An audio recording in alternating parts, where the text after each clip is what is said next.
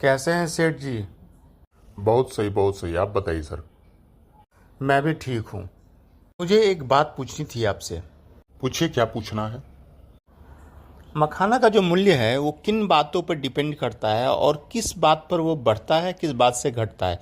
क्योंकि मंडी का जो स्थिति है वो थोड़ा सा मुझे समझ में नहीं आ रहा है।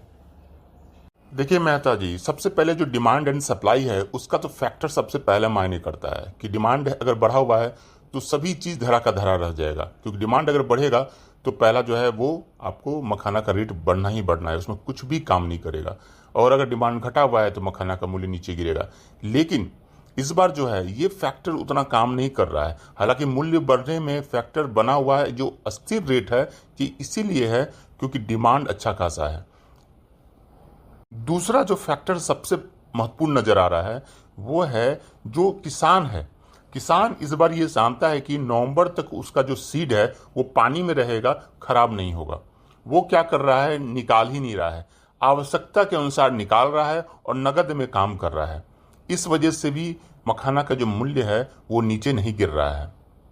जो तीसरा फैक्टर मुझे नजर आ रहा है, पहले क्या होता था कि फोड़ी वाले जो सीड को मखाना में पॉपिंग में तैयार करते हैं, वो लोग पहले क्या होता था कि 100 बोरा 50 बोरा से ज़्यादा वो लोग रख नहीं सकते थे। वो लोग की इतनी कैपेसिटी नहीं थी। लेकिन आज के डेट में हर किसी के पास इतनी पूंजी है कि 50 बोरा 100 बोरा रख लेते हैं और रेट बढ़ने पर ही बेचते हैं।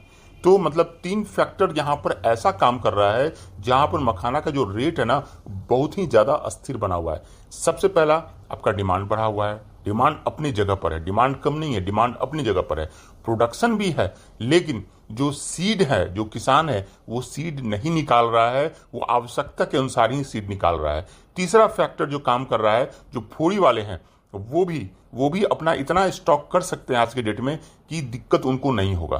तो ये जो फैक्टर पहले होता था कि उनको दिक्कत होता था, पैसा का बेच देते थे, किसान को पैसा देना होता था, ये सब अब उनको भी नगद ही लेना है।